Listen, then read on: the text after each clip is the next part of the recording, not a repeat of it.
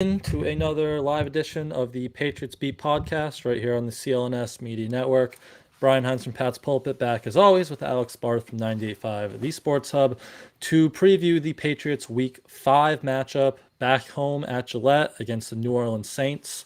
2-2 Saints versus the 1-3 Patriots. But we had a little roster shuffling this week with all the unfortunate injuries, and it brought home an old friend first, and that was J.C. Jackson back in the fold. On Wednesday, they got him. It became official just a few hours ago today for a late round pick swap in 2025, I believe it was, and Chargers took on most of that contract too, which was a big thing. They paid all the rest of the guaranteed money, about 7.75 this year. Patriots are stuck paying him about $1.5 million this year, and then the remaining 3 years of his contract are regular, but no guaranteed money, so they can get out of that at any time. And Alex, I don't know how you feel about that, and I know JC is still, like he said last week, he still wasn't 100% and might be working his way back from that injury he had last year. But they were at a point where they needed cornerbacks badly with all these injuries. And to get a guy who has been familiar in your system, has had success in your system, and get him in here, I think that's kind of a boost for the defense here. Yeah, kind of. I always felt like if JC got cut, he'd end up being back here. I think the injuries probably made it so that they couldn't afford to wait for that. Definitely a player they needed. He'll help. I don't know. I think some people are just expecting him to be the guy he was last time he was here, which was an all-pro corner. He was second-team all-pro in 2021. I got to see how well he's moving off that knee injury. We don't really have a great sample size. He struggled the first 2 weeks, then got benched the last two. Look, he's a better option than Miles Bryant and Sean Wade. I'm not going to sit here and tell you he's not. He's a much, much better option. But to what extent he can help the defense, I don't know that he can be. I think asking him to play at the level Christian Gonzalez played at the first 4 weeks might be a little bit of a stretch. Yeah. And you're downgrading there. We still don't know what the plan is to replace Judon. Gerard Mayo earlier this week spoke very highly of Keon White, but then Trey Flowers comes back to practice. So where are they going there? It's no secret. They've got a massive hole to dig out of with these injuries. And I think J.C. Jackson helps, but I don't think he's a one-for-one swap for Gonzalez. And then in terms of the long term, he's not going to be on this team next year with a cap hit of $14 million. Yeah. He's just not. So if he's bad this year, he gets cut. If he's good, they'll restructure, maybe trade him. If he can be 80% of the player he was his first time here, him, Gonzalez, Jack Jones, Marcus Jones, that's good. And then we'll see where John Jones factors in, but that's a damn good secondary right there. So not a ton of risk here. I don't necessarily think the upside's as high maybe as some other people do, but I'm not going to say there's not upside. We'll see. The big test for him, though, because remember when we were having those debates, and I think it was still Evan on the show at this point, about bringing J.C. Jackson back, and, remember the whole thing was like, is he really a number one corner? Yeah. Remember that? And the analogy I made at the time with J.C. Jackson, I make a lot with corners, Brian, is like to baseball, right? There's number one starting pitchers and there's aces. Just because a player is a number one starting pitcher in a rotation doesn't mean he's an ace. And sometimes it's vice versa. You can have two aces. J.C. Jackson was like right on that line. He's definitely a number one corner. He's one of the 32 best corners in the league. If he's your starting number one corner, you're probably in good shape. But is he an ace? Is he a guy that can go out there and just blank anybody? And that was kind of the question about giving him that big contract. And what it always came back to was, well, if you can't stop Stephon Diggs, you can't throw the bag at him because you need to be able to stop Stephon Diggs twice a year. Who do the Patriots play in 2 weeks, 3 weeks? Stephon Diggs and the Buffalo Bills. That is going to be a very interesting game. And that was going to be the big question with Christian Gonzalez. John Jones couldn't stop Stephon Diggs. J.C. Jackson couldn't. Was Gonzalez finally going to be the guy that gave the Patriots the leg up in that matchup in that regard? And now you're back to J.C. Jackson, who didn't just get beat by Stephon Diggs. I mean, got roasted by him on multiple occasions. Yeah. Just so painful, that Christian Gonzalez injury. It's that's the worst thing that happened from Sunday, in my opinion, I think. But it's up there. Yeah, there was a lot. It's all the worst thing that happened. That entire game is the worst. Sunday was just a mess. But yeah, on that like ace versus starting corner kind of thing, I think that's what the Chargers kind of like.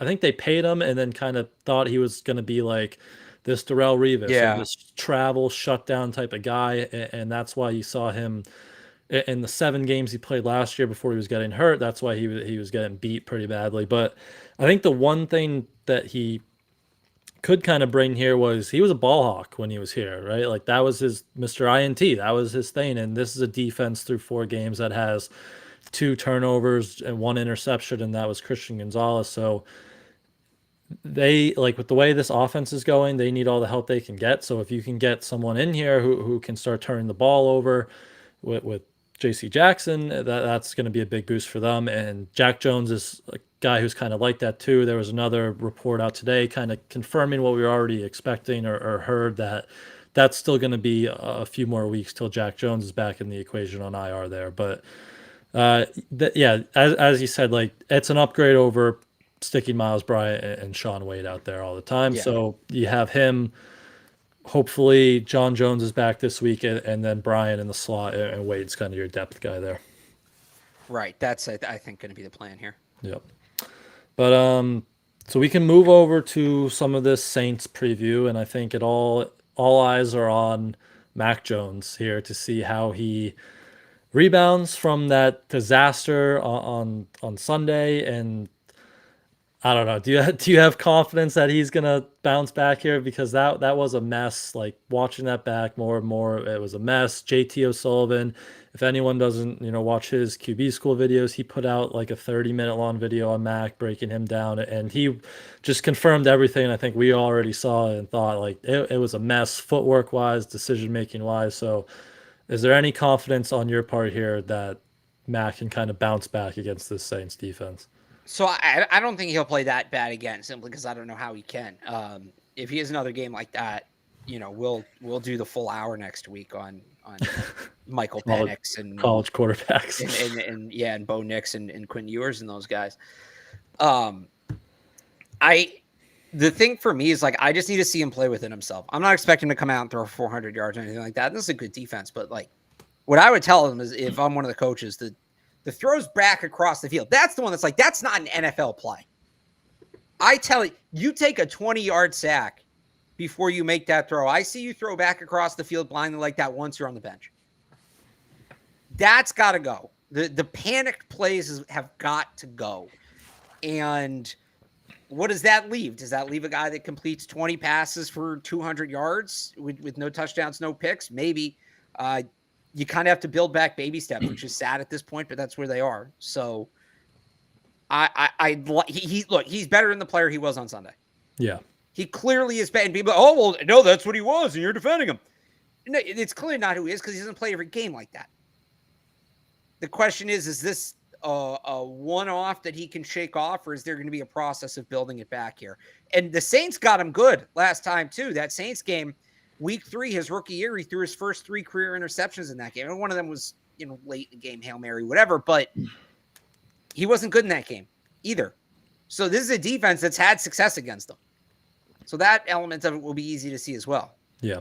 My big thing with him is the footwork, because a lot of those throws against Dallas, and this is something that even dated back to the end of last year, and maybe you saw glimpses of it early this year. It's a lot of those like fading away and floater type of passes, and you can't have that with his type of arm strength. So, bailing from the pocket is one thing, but he needs to be a quarterback that can reposition himself in the pocket. Like Evan Taylor and I were just talking about this. Like Brady used to always call it like the phone booth, right? Like those little movements in the phone booth to reestablish yourself, reset your feet, and then when his base is set, then he can kind of drive the ball in those kind of tighter areas down the field. So that's what you want to see from him, and you'd expect the Saints, like, they don't blitz a lot. They don't have a lot of pressure this year. It'd be interesting if that changes when they see this Patriots offensive line right now. But I wouldn't be surprised if the Saints come out pretty aggressive early and say, we're going to try to hit Mac a few times on these opening drives and try to rattle him and see if that he follows a similar path in Dallas where, he looks spooked. His footwork starts to go, and that's my kind of concern with him because, again, Yeah. once that goes, like that's a tough process to get back, especially midseason. I mean, look, he was seeing ghosts. He was seeing Yeah. ghosts, and part of it is the offensive line has to be better. We'll talk about the offensive line because I think this team right now is absolutely shooting themselves in the foot when it comes to the offensive line. But I don't know. Sorry, Mac, you're going to get hit. Yeah. You got to be, and he to this point he had done a good job of anticipating pressure. I don't think he was necessarily moving well, but there were times the first couple of games where there's a rusher coming right at him and he throws right into the blitz and it's on time and it's accurate and he completes the pass. He just started anticipating contact way too much last week. And look, you'd like to be able to say, hey, he'll be protected better this week. He won't. They have the worst, by every metric, the worst pass blocking unit in the league. So no, he's not going to be protected better. And it goes back to the flaw in the roster building. You're just asking him to do too much, and he's going to be asked to do too much this week. The question is, will he try to do too much or will he play within himself?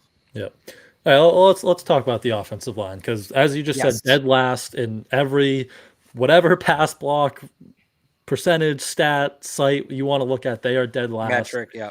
And I feel like we're at the point where something drastic needs to happen, and that drastic thing is probably moving Mike Onwenu to tackle, but they don't look like they're willing to do that. They seem pretty stuck in their ways that they're going to leave him at guard. So, hang on, before we move on from that, all right, I do want to discuss what that would look like because we're talking about the team, we're breaking down the team, and I don't think they deserve a pass for that. Their best 5 is Mike Onwenu at right tackle because not only are they struggling at right tackle right now, and Vidarian Lowe was not good last week. You're seeing Mike Onwenu struggle at right guard because he is also having to do too much because he is overcompensating and having to deal with the weakness on his right. So I think they'll probably try Riley Reef out there. I don't know how well that's going to go. He wasn't good this summer. The foot speed wasn't there. Guys are just burning around the edge on him. And the Saints team has some fast pass rushers. But as much as Reef struggled to tackle, I thought he was good at guard. Put him at right guard. Put Mike Onwenu at right tackle. Brian, we've talked about this a lot. You can cover up one spot and still probably get by. They're never going to have a great offensive line. But if you have Trent Brown, whoever your left guard is, Cole Strange, Antonio Mafi, whoever, Trent Brown, left guard, David Andrews, Riley Reef, Mike Onwenu, I think that's a serviceable group. Yeah. You're covering up at left guard, and I think everybody else can hold their own. Mike Onwenu's not going to be back here next year. He shouldn't be back here next year. They invested heavily in guards in the draft. That is a sign that you are not going to re-sign somebody. If they do re-sign him, I don't know where these guards are playing unless they're moving Cole Strange, which is a problem in its own right. You don't need to worry about his value. Is he better at right guard than right tackle? Yes, slightly. But the drop-off from him to Riley Reef is not nearly as big as the drop-off from him to Riley Reef at right guard is not nearly as big as the drop-off from him to Riley Reef at right tackle, or him to Vidarian Lowe, or him to Calvin Anderson, or him to whoever. They need to consider making that move. They won't do it. I apologizing for wasting 2 minutes of everybody's time. But it needs to absolutely be on the table. And I'll bring this up too with Leo Collins.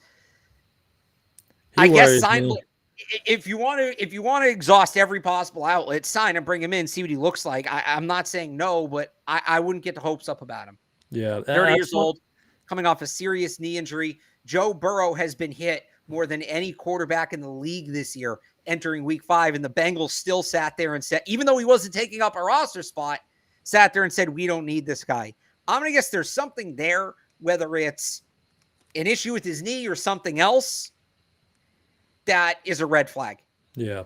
So give him a look if you want, but I don't think he's a definitive answer. Yeah. I know there was that video or report going around today of him working out and that he passed that physical, but again, it's like you could give him a shot, but I wouldn't hang my hat on him being the, solve all answer here to just slot in that right tackle, and you're never going to have to worry about that position again. But Yeah, I'm kind of with you on Onwenu. I think they're at the point where you probably have to bump him out to right tackle, but they're not going to do it. And we saw Riley Reef. He returned to practice yesterday. He's been on the IR since that last preseason game when he hurt his knee against Tennessee, and I think that's probably going to be their route is just retry him at right tackle and say maybe just because Vidarian Loa has been bad. It's been really bad, and just saying Riley Reef can maybe just be a little more serviceable than this, and then maybe he can give you a little more in the run game to help the run game going. And I think that's probably the path they're going to take, keeping on Winu at right guard, then either Strange or Moffey. They battle it out for that left guard spot. But yeah, that's what I'm expecting to see, either Reef or Low at right tackle on Sunday, or whenever Reef is ready and Winu sticks at guard. Yeah, I think that's what we see too. Yep. But yeah, I mean, like Cam Jordan, he's gonna be coming over that right side, so that's gonna be an issue again. Saints kind of low in their blitz pressure, blitz rate, but maybe they dial it up on Sunday, try to pressure Mac, take advantage of that line. But we can move over to, or let's talk about running the football, right? Because I Yes. know you want to run the damn ball this week. So do you think they can finally start clicking here in the run game? I know Ramondre, he's been limited the last 2 days with a thigh injury. So is this the week that they say we're going to run the damn football and find some success doing that? It needs to be, Brian. It needs to be, especially in short yardage situations. And we talked on the last show, and people have heard me go on about this enough, and I did like 10 minutes on this today on Catch 22. The 3rd and 1 in the red zone, and the 4th and 1 from the 40 in the second quarter in that Cowboys game, and how they didn't once in a short yardage situation just get an eye set and hand the ball off to one of their power backs. It is inexcusable. And some people push back and say, well, they can't block it and they have to get creative. Freaking try. Let's find out if they can do it or not, because they really haven't tried it. I'm going to give you some numbers here, Brian. All right. On 3rd and 4th and short this year, so that's 3 yards to go or less. 3rd and 4th and short, the Saints have faced 17 plays in that situation defensively. It's almost a 50-50 split. Teams have thrown the ball 9 times in 3rd and short against the Saints and run it 8 times. When teams run the ball against the Saints on 3rd and short, they pick up the first down 62.5% of the time. That is just 5% below the league average. So the Saints still better than average, but 6 times out of 10, you run the ball on 3rd and short or 4th and short against the Saints, you get the first down. When teams throw the ball against the Saints on 3rd or 4th and short, 33% of those plays result in a first down. That's 20% off of the league average. You tell me what they should be doing on 3rd and short, on 4th and short against the Saints, because the trend's right there. Sounds like what Sandra Bullock would say here. Run the damn ball. Run the damn ball. and look, maybe they're worried about their own ability to run the ball. Try. That's kind of where we're at, because this team is built to run the ball. This is not a passing offense. If they didn't want to run the ball, if they were afraid of running the ball, they should have signed DeAndre Hopkins. They should have drafted a receiver in the top 100. They should have added a tackle. They should have not drafted a 300-pound guard last year. This team wants to run the ball. Do it. This is the matchup to do it. Do it. 3rd and 1. Put Zeke back there behind Pharaoh Brown. Hand it off. B gap. Put your head down. Go. That needs to be a part of the game plan this week. Yeah. I've even liked those looks where like they use Zeke at a fullback, like for those short yarded situations. Those have worked too. But fine. Yeah, like still get them both of them in the backfield and just run the ball. No tush push. No throwing the ball 15 yards down the field on 3rd and 1. No. Just run the ball. You know how you know that this is what they need to do? Because Mr. Math himself, the running backs don't matter, Evan Lazar, wouldn't be bothered if he didn't see another run in his life. He's ready to run the ball. He wants them to run the ball. Run the ball. There you go. If Evan's calling to run the ball, then you know it's serious. You got to run the ball. Right, exactly. But, this isn't me wishing it was still 1994 saying they should run the ball more. This is a legitimate critique. Yeah, and you know, to go with that, like, again, we say it every week, don't turn the football over. Don't put yourself in a 20-point hole where you can't run the ball. Like, that's obviously the basic stuff. But yeah, I'm with it. Run the ball, and then if you have some success there, it opens up this play action and this RPO stuff, which they need to be hitting for Mac.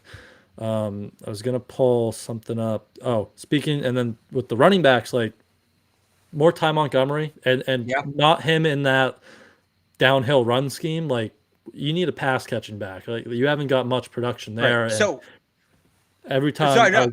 I was going to say, every time we've seen Ty Montgomery in training camp, he's making plays in that role. Yeah. Health and availability is one thing, but he's healthy now. He's covering kicks every game. So if you have him available to you, like, put him in that pass catching role. You need him. Yeah.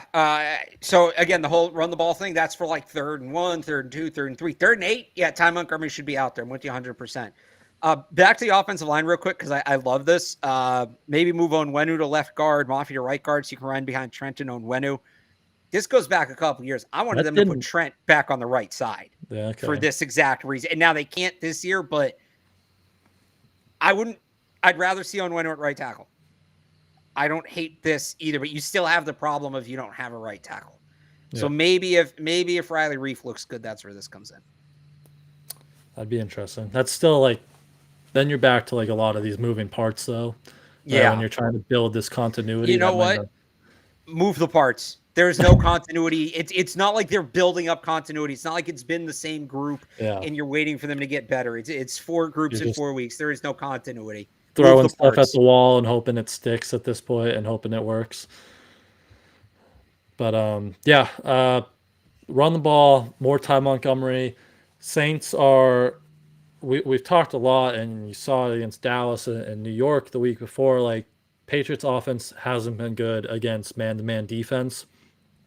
A lot of that goes back to this personnel decisions, and you don't have wide receivers who can beat man-to-man defense. But the Saints play 5th or 6th most man-to-man coverage in the league, I believe. So you're going to need man beaters out there. Hopefully we get some more Demario Douglas still.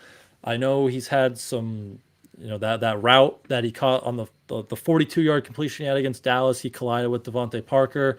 I know there's some issues that they're probably seeing when they go, correct these things after the game, but you're going to need that man-to-man coverage beating ability, and you're kind of at the point where you just kind of need that playmaking ability on the field, so you might want to live through these growing pains. And that goes, back to Ty Montgomery. He's one of your more elusive route runners, one of your man beaters in that sense. So kind of get those guys on the field, and hopefully those guys can give you some answers there against that man-to-man coverage. Yeah, more Demario Douglas. I probably sound like a broken record at this point. I don't really care. More Demario Douglas. He needs to play, period. He's their most explosive option on offense. He needs to play. That's basically like all the wide receiver talk at this point is just like play Demario Douglas more. Because we still are waiting on Tyquan Thornton. Seemed like he was headed in the right direction to be back at practice this week, but he hasn't been there yet. So he's still on IR. We're still waiting to see him. So without him, like, Demario Douglas is the guy who can run away from man coverage, is that elusive, dynamic guy.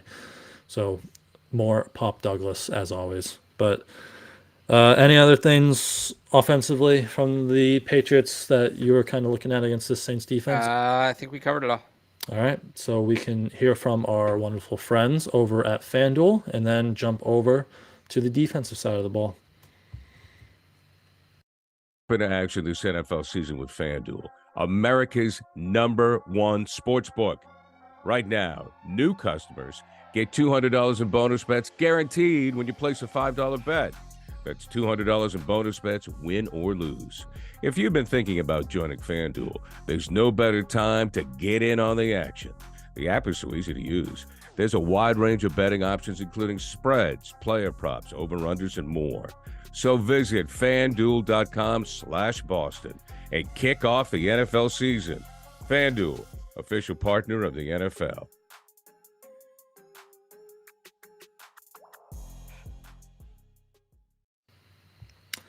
There was one more thing on Run the Damn Ball I just thought of. Did you see who the 49ers released yesterday?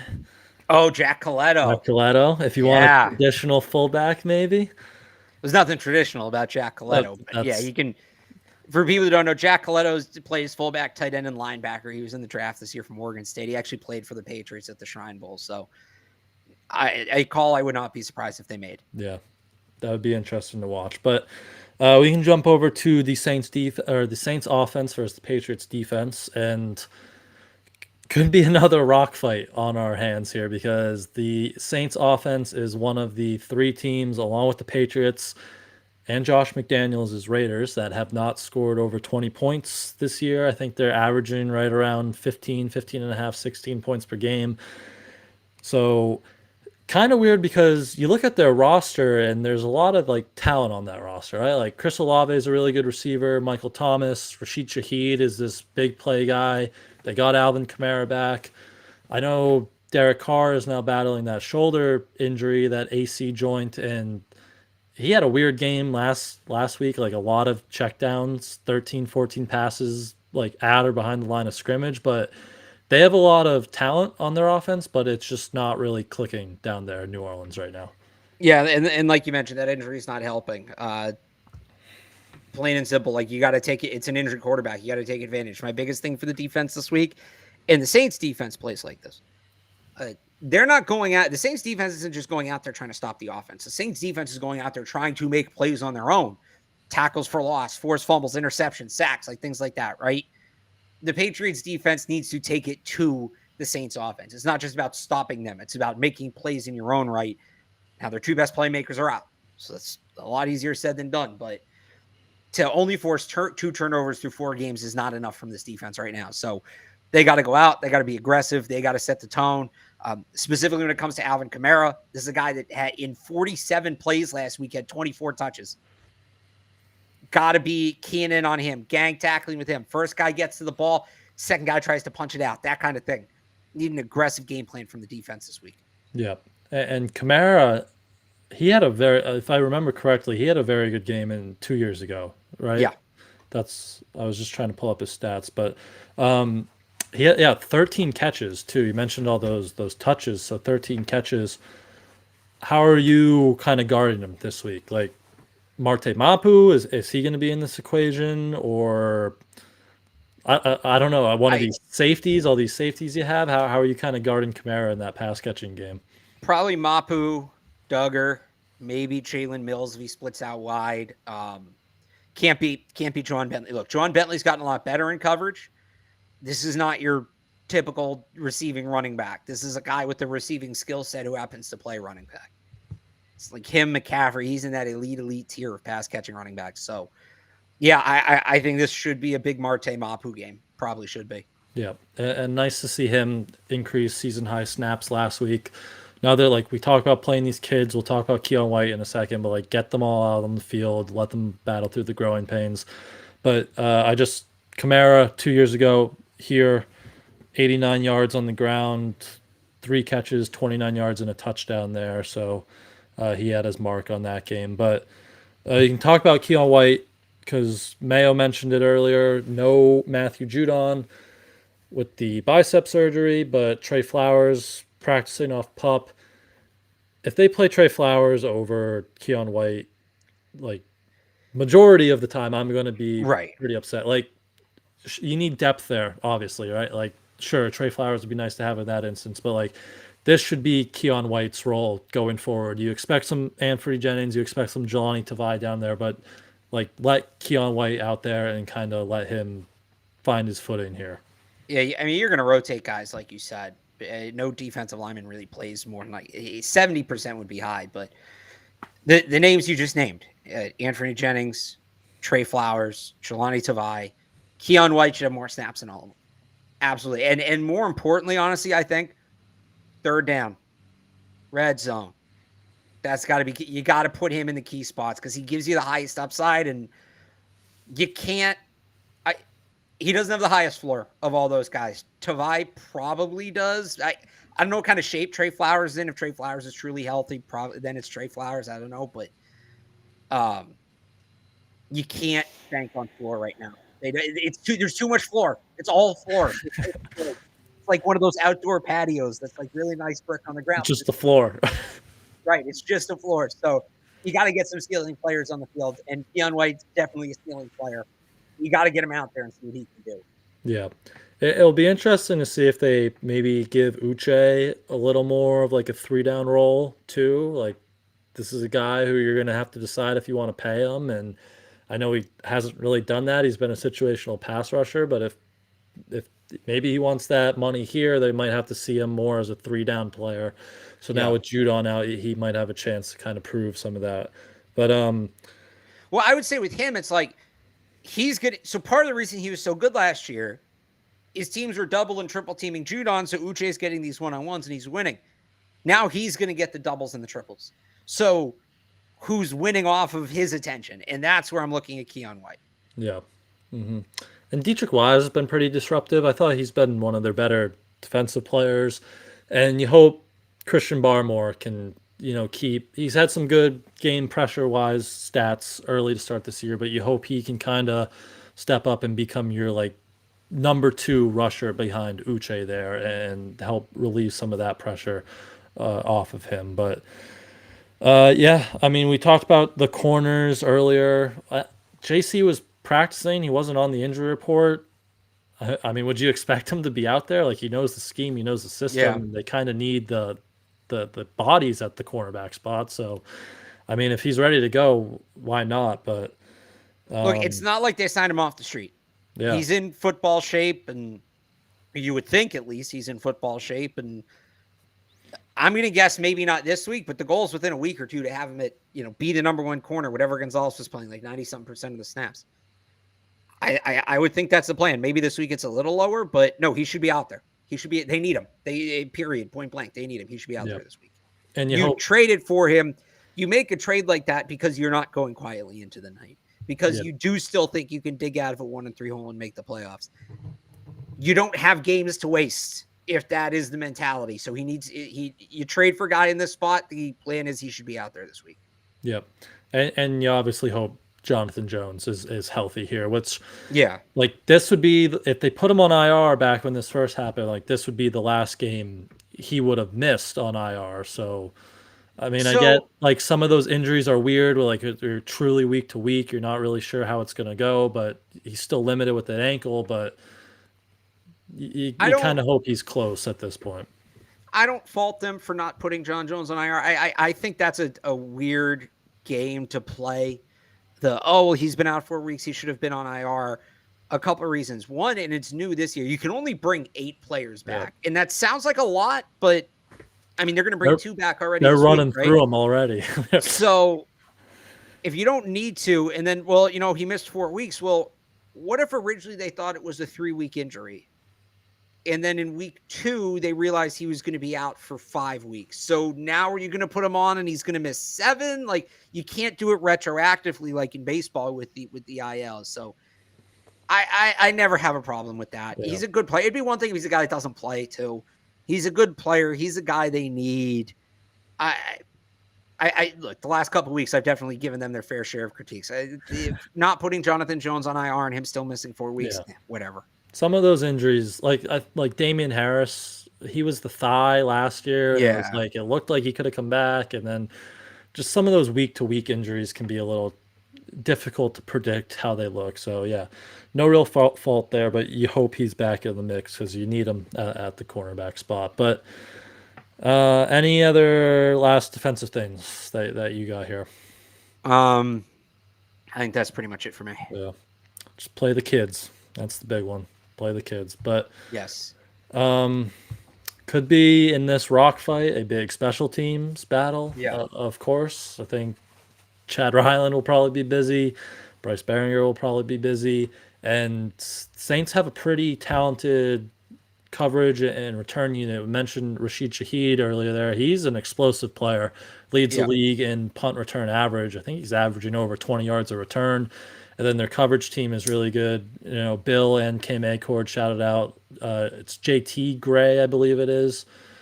He's like 2-time All-Pro. So they got some really talented guys there, and special teams in one of these low-scoring defensive battles could play a big role in this. Yeah, Shaheed in particular scares me. You've been wearing those shirts all week. Tough teams cover kicks. They got to prove that this week. They got their work cut out for them there. Yeah. And the Saints punter is one of those like rugby style punters. Yeah, he hasn't been good though. Yeah, that's another one where can Demario Douglas kind of capitalize? Yeah. So he said today he's seen plenty of those in Liberty, so he should be comfortable with them. So that'll be interesting if they can get something big going in the return game there, because they haven't really. I know Peppers had a few like 10 plus, but they haven't really broken any big ones since Marcus Jones went down, and Douglas had kind of that poor one against Dallas where he was like running sideline to sideline, 2-yard loss, strip sack 2 plays later. So it would be interesting to kind of see how he looks in that role for a second straight week there. Yeah, I'd agree with that. Mm-hmm. So that pretty much covers all 3 units there. Are you confident in this one? Like no. Yeah. I think they probably should win. I know they opened as what, like 1.5 point favorites. Now they're 1 point underdogs. Yeah. If forget the offensive issues, Bill Belichick is a defensive minded coach. If he loses to a quarterback that's down his throwing shoulder, like this is the injury, the AC joint, like players miss time for this. And granted it's Jimmy Garoppolo, and we all know what Martellus Bennett said about Jimmy Garoppolo, but this is the injury that held Jimmy Garoppolo out in 2017. Like that's it's a bad injury, and he's playing through it. And credit to Derek Carr for that. Nothing against him, but if a Bill Belichick defense, even down players, don't get me wrong, Matthew Judon and Christian Gonzalez are incredibly talented, but all the resources they've pumped into defense the last few years, none going offense, all the defense, they have no excuse to lose a game to a quarterback with a bad throwing shoulder. They just don't. That's just the reality of it. They don't. So that'll be interesting to watch. Yeah. It's probably going to come down to the turnover battle. Whatever defense can create that either late turnover or that extra turnover, that's probably going to be a big thing there. So yeah, they are 1 point dogs, home dogs over on FanDuel. So I don't know how many times that has happened in the Bill Belichick era here. Probably not many, but it'll be a rock fight. And the over-under is down to 39. Probably still hammering the under on that one. I don't know. Both teams haven't scored 20 points, so that's going against that. But I wanted to ask you one thing that I saw in the comments here about some college football. A lot of talk lately about Brock Bowers in New England. I know he's a really good player, but like if they're in the top 10, I don't think you can pick a tight end with that pick. No. Are you kind of seeing that the same way? Tight ends are purely luxury picks. And I've said this before, if they're drafting that high, it means they need a quarterback. It's nothing against Brock Bowers. I think Brock Bowers is a fantastic player. I think if I had to pick like a dark horse for the Heisman, I actually think it's him. I wrote that the other day on Fubo News, but you can't, like, with the tackle issues, if Mac's not the guy, receiver is kind of like, all right, you got a pass catcher, but man, I just don't know how you justify it. They would have to have just a crazy free agency period to justify that pick. Brock Bowers is going to whatever team ends up with a top 10 pick via trade. You don't take Brock Bowers with your own top 10 pick. That's maybe if the Bears take a quarter, right? Because they have them and the Panthers. So maybe if they end up with the first overall pick, they had a quarterback. Maybe that next pick, if Marvin Harrison's already gone, is Brock Bowers. You get him a guy to throw to. Or do the Seahawks still have some of the Broncos picks? Although they may need a quarterback too. But if the Seahawks end up, picking like 8th and 15th, maybe they take Brock Bowers 8th and then they get the quarterback or something like that. Or the Texans, do they still have some of those Browns picks, or did they ship? No, because they met. Is it the? No, because the Texans they traded last year to get. They shipped all those out. They could draft out. Stroud and Anderson. Remember? Yeah. Oh, you're talking about the Watson picks. They might still have one. That would be a good pick for them. But That's just the reality of it. Yeah. It's a luxury pick. That's what, yeah, because I know he had like an awesome game last week, and I saw a lot of people. There were a few mock drafts going around, but he's an awesome player. Nothing against Brock Bowers, but if the New England Patriots are in the tight end, like or top 10, it's got to be a quarterback or offensive tackle. You're thinking at that point, Right? And I mean, this is like sort of fair point. But if you get Gronk, you pick him anywhere. You don't know for sure he's going to be. Yeah. You don't. There's no guarantee with these guys. If he's guaranteed to be Gronk, like he's probably going first overall. Right. If he's guaranteed to be Gronk, he's going to be going 1-1. And the reality is with this class, some of these quarterbacks in this class have very high upside too, and even some of these tackles. And it's if you can have a top 5 tight end in the league, a top 5 quarterback in the league, or a top 5 tackle in the league, like rank them in the order you're taking those guys. Tight end's going to be third. That's just the reality of it. Yep. I agree with you there. I just wanted to bring that up quick. But no, it's a fair point. So any other last thoughts, Pat's Saints, or we can wrap it up here and just look forward to Sunday. I do. I would be remiss if we didn't mention. I just saw this. I would have said we should lead the show with it, and I didn't see it until I sat down here. The passing of the great Dick Butkus, Chicago Bears legend linebacker, passed away at the age of 80. The Bears just announced this. All-time great old school football player. So I didn't get to. I forget exactly what years he played. He was in the 80s, right? The 86 Bears. Yeah, I think so. So I never got to see him. It's a decade before I was born. But in terms of like going back, watching clips, like watching old school football, love watching me some Dick Butkus. You say the word linebacker and it's like Dick Butkus, Jack Lambert, like that's who comes to mind, right? So yeah, obviously a big loss for the football world there, and we'll see if the Bears can go get their first put on their backs for him tonight. Yeah, this would be at home. I'm sure that crowd will be riled up now for that. Would love to see them. I think it's in Washington, isn't it? Oh, you're right. It is. I don't know. I thought it was in Chicago. But still, would love to see him get one for Dick Butkus tonight. That would be very cool. Yep. And I don't know if Mike Ditka's weighed in yet, but I would love to hear what Mike Ditka has to say about Dick Butkus's legacy. Yep. Yeah, it would be a good time for the Bears' first win of the season. But yeah, we will wrap it up here, and we will get on our way till Sunday. Pats, Saints, looking to kind of keep the season afloat here, if that's possible. But Alex and I will be back to break that game down on Monday, so make sure you're subscribed to the channel here so you know when we go live. And until then, you can follow Alex over on Twitter at RealAlexBarth. Go read all his work for Pat Saints over at 985thesportshub.com. And you can follow me on Twitter at I am Brian Hines, and go read all my work this week at patspulpit.com. Thank you all as always for tuning in, and we will see you guys next week. Bye.